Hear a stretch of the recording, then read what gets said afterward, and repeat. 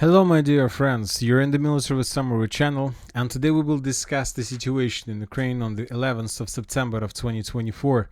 Today we have a lot of very interesting updates, so let's start. And of course the most important updates are coming from the Kursk offensive operation.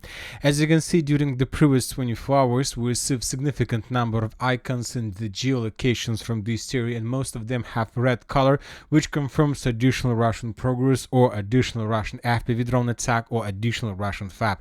Now let's start from the beginning and let's talk in the details. First of all, let's begin with from Ukrainian side, because during the previous during the previous 2 weeks or 1 week or something like this, the Ukrainians were concentrated in the area between the villages of Krasnooktyabrska, Komarovka, Vishnyovka, Apanasovka and the village of Snagast.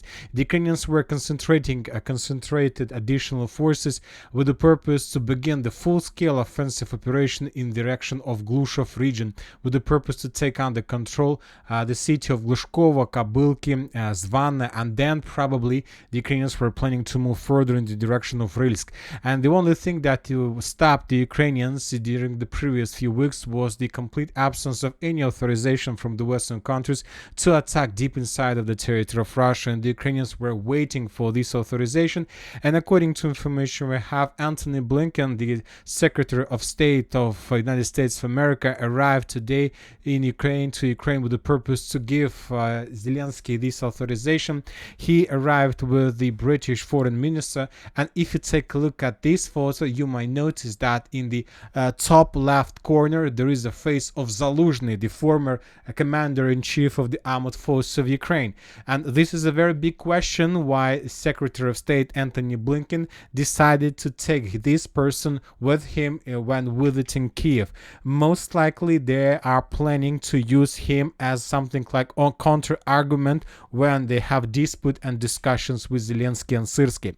Anyway, sooner or later we're gonna see this. Anyway, let's continue. So the Ukrainians were waiting for authorization, they were concentrating their forces, and they completely forgot that the Russians are not sleeping, that the Russians all this time, all those days, were thinking how to counterattack the Ukrainians and how to force them to fall back. And today the Russians began full-scale offensive operation with the purpose, sorry, not today, but 3 days ago more precisely, the Russians began their full-scale offensive operation with the purpose, first of all, to encircle the Ukrainian forces in this small pocket and to destroy this group of forces of armed forces of Ukraine, to defeat the Ukrainian western flank of Sudzha offensive operation, and to force the Ukrainians to fall back from this area.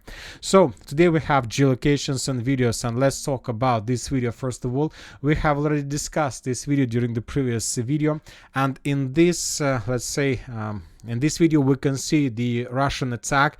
We see a significant number of armored vehicles, tanks, turtle tanks, personnel carriers, infantry that were heading from the village of Kornyevo in direction of Snagast. And according to this video, according to the geolocations we managed to spot in this area, the Russians managed to establish complete control over the road between the village of Kornyevo, the village of Snagast itself, and more precisely over the northern part. So as a result of this attack, the Russians entered the village and captured the northern part. Basically, the Russians reached the Snagast, the river of Snagast. So this is something like the northern pincer.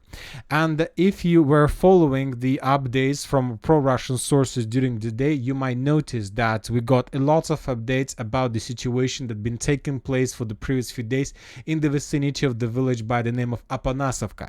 And telling the truth, probably the number of times that the Russians used this typo during the day was significant.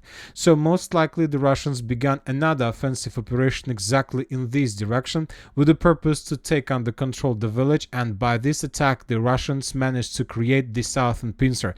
Basically the Russians, as a result of clashes during the previous 72 hours, managed to cut the Ukrainians who were located between the villages of Krasnooktyabrska, Komarovka, Vishnyovka. They managed to cut them. The Russians managed to create a cauldron, and during the previous few few days, the only thing the Russians were doing, they were destroying the significant number of Ukrainians that were encircled. And we got a lot of geolocations, we got a lot of videos with the prisoners of war. We received significant number of videos of let's say destroyed Ukrainian forces. We have, and I would like to point your attention that we haven't received almost nothing about Ukrainian vehicles, just forces, just infantry. And right before we start making the video, we got another report about the 103rd Territory Defense Brigade, and the sources are saying that while the Ukrainians were collecting their main forces in this pocket with the purpose to move further in the western direction, the flanks of Ukrainian defense were under the responsibilities of 103rd Territory Defense Brigade. And today we got report that this brigade was completely defeated, was completely defeated in the vicinity of the village of Snagast. Furthermore, the Russians somehow, as a result of clashes with this territory defense brigade, managed to discover the main base of Ukrainian FPV drone operators in this direction, and this base also was destroyed probably a few hours later, and the Russians forced this 103rd brigade to retreat, at least those who managed to survive, and that was the key to this Russian significant victory. As for other details and other updates, during the day we also got reports that the Russians managed to establish complete control over the villages that located on the road between the city of Gardiev, the village of Gardievka, and the village of Snagast. So summarizing everything, the village of Gardievka, the village of Внезапne and Viktorovka, the village of Byakhovo were captured by the Russians as a result of clashes during the previous 3 days. Furthermore, the Russians didn't stop on this progress. They continue moving further in the western direction, and some pro-Russian sources are saying that the Russians captured the village of Obukhovka. They managed to restore control over this territory, and furthermore, according to some pro-Russian sources, there are very heavy clashes right now on the outskirts, or maybe already on the territory of the village by the name of Lyubimovka. So obviously significant progress of the armed force of Russian Federation. The Ukrainian western flank collapsed completely, and the Russians are planning to move further. During the previous 24 hours, the Ukrainians, 48 maybe hours, the Ukrainians tried to stabilize the situation, and they managed to collect some attack fists in the vicinity of the village by the name of Abodi, and the Ukrainians counterattack the Russians with the purpose to slow them at least a little bit down. We don't know for sure whether the Ukrainians managed to slow the Russians down, but the Russians are saying that they managed to repel every single attack in the vicinity of the village by the name of Medvezhye to defeat the Ukrainians and to force them to fall back. Anyway, the Ukrainians, as you can see, are trying to stabilize the situation, but as for now, they still haven't managed to do this. And furthermore, we need to understand one important thing. The Ukrainian western flank collapsed completely, and this is not a very big territory. There are just a few hundreds of square kilometers. According to different mappers, according to official data, the square kilometers of the Ukrainian controlled territory varies from 800 to 1,000 square kilometers. And obviously, the Ukrainians in this area have very good connection, and obviously, the Ukrainians who are currently located in Borky or in Sudzha know perfectly and know exactly what is happening in this area. And of course, everybody is in panic, everybody is stressing, because everybody understands that if they lose their time, if they lose the required time for evacuation, there are very high chances that a lot of Ukrainian soldiers might be encircled by the Russians as a result of this counteroffensive operation. Furthermore, we have additional reports from the village of Borky, and according to different mappers, the Russians managed to establish complete control over these territories. So as you can see, the Russians, let's say, launched another, the second point of pressure with the purpose to force the Ukrainians to, let's say, to panic, and maybe even to force them to fall back. Anyway, we have very important video from the village by the name of Ruskaya Konopelka. During the previous few weeks, we got a lot of updates of how the Russians and the Ukrainians were fighting in this area. This territory was colored in Ukrainian favor because the Ukrainians managed to establish complete control at the end of the battle. But today we got very important video from this territory, and in this video we can see a Russian drone, the Russian drone that was flying over. Significant number of Ukrainian soldiers who were running away from Ruska Konopelka towards the city of Sudzha. As you can see, the Ukrainians already running. They are running, trying to not being encircled by the Russians. So maybe the panic has already started among the Ukrainian soldiers. Furthermore, we have report that as a result of clashes, the Russians, as a result of lightning attack, the Russians managed to establish complete control over the village by the name of Olgovka. So the situation is very difficult for the Ukrainians, and I can imagine what is happening in the brains and heads of Ukrainians who are currently located around Mala Loknya, as very far from the line of combat contact, very far from Ukrainian territory. I think that they already began packing their stuff because they understand that if they are not going to withdraw their positions this upcoming night, maybe there are very high chances that they will not be able to do this ever, and not just because they will be encircled or captured by the Russians. So the situation is very critical. The Ukrainians during the first probably hours made a lot of attempts to stabilize the situation, but we see that nothing helped the Ukrainians. They suffered significant losses. Few brigades were destroyed just during the first few days of clashes, and now we see just a lot of episodes of how the Ukrainians are trying to run away from this area using just the light vehicles, just the vehicles. So in this episode we might see how the Ukrainians were packing their stuff and then they're trying to run away from the territory, but the Russians got them and destroyed them as a result of FPV drone attack. Okay, let's wait for additional updates. What is going to be next? Let's wait for official statements of the Antony Blinken, of Zaluzhny after the negotiations with Zelensky. Obviously, Zelensky provided the Western partners the list of targets that Zelensky personally wants to attack on the territory of Russia. Most likely Zelensky is going or willing to continue the special military operation until the victory, according to Zelensky, of course. And once again, most likely Zaluzhny came with the Blinken to Kiev with one purpose: to provide counter arguments during the dispute and during the discussions with Zelensky and Syrskyi about further plans. And most likely he is here to tell Zelensky that everything that you created in your head, everything that you created with Syrskyi together has no purposes, has no goals, can't be completed, and you will suffer just losses. Some experts are saying that Blinken brought Zaluzhny with him with the purpose to show Zelensky that if he is not going to stop, then he will be replaced by this person, by a hero Ukraine, who are supported by many people in this country. So let's wait for additional updates, but obviously the most important part has just started. Now let's move further and let's talk about the Pokrovsk direction, where the Russians continue their offensive operation, and the most important, that the Ukrainians continue abandoning their positions from the Nivoyska artillery pocket, which confirms that they're not going to hold these territories for a very long time, that they're regrouping and they're withdrawing their positions, not so fast but step by step, trying to reduce the losses.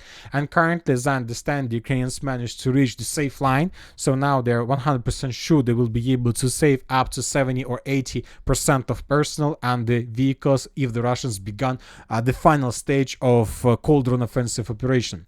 Now let's talk about Lisovka. As you can see, we have lots of geolocations and lots of icons from this area, and the most important icon is coming from the village of Lisovka itself. And in this video we can see the Lisovka, the city, the village of Lisovka. The video was published on the 7th of September, so a few days ago, and in this video we can see how the Russians were bombing and attacking the village, the city of Ukrainsk. And in the final episode of this video we can see the Russian soldier from 114th Motorized Brigade of the Armored Forces of Russian Federation, who was bringing the flag, who was searching for a better building where he can establish and raise the Russian flag. Most likely he managed to find the building and he raised the Russian flag. Of course, the building was immediately geolocated as soon as the video was published. This is the building where the Russians raised the flag, and based on this video we have adjusted the map between the village of Memrik and the village of Lisovka itself, and the fields between Dalinovka and Lisovka. So these two big territories were colored in Russian favor. Furthermore, we have additional reports that the Russians are continue digging in deeper in defense of the city of Ukrainsk. There are very heavy clashes. The Ukrainians are not able to hold the lines. The sources are saying that Ukrainians began retreating and withdrawing their positions.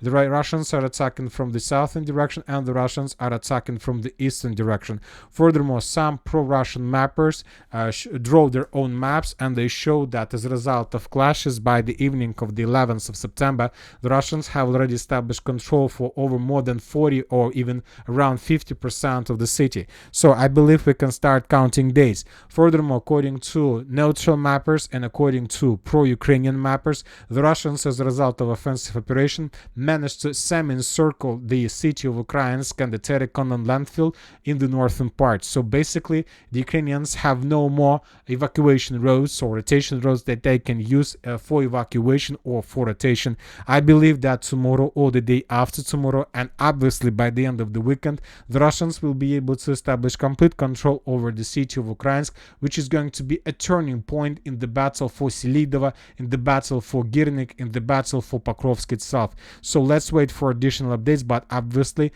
we are getting the most interesting part of the special military operation.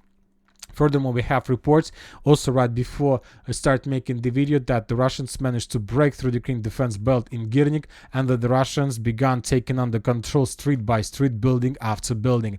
As for the Selidovo, the city of Selidovo, the situation in this area was completely stabilized, no changes on the ground. As for Novogrodovka itself, the same situation, no changes on the ground, just artillery duels. The Ukrainians are bombing the Russian positions, and the Russians are attacking the Ukrainian forces with FPV drones above the villages of Lysovka, Suhi Shlях, and Dachinske. Now let's move to the Pokrovsk, to the original Pokrovsk direction, to the village of Mykolaiv. As you can see, we have adjusted this territory in Russian favor.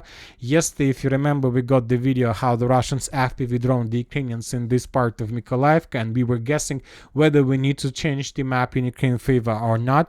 And today we got another video in this part of the village of Krasny Yar, and in this video we can see how the Russians were bombing the Ukrainian positions, and this is obviously 100% evidence that this territory, this entire territory, is under complete Russian-Ukrainian control. So we have adjusted this part of Mykolaiv and this part of Krasny Yar in Ukrainian favor.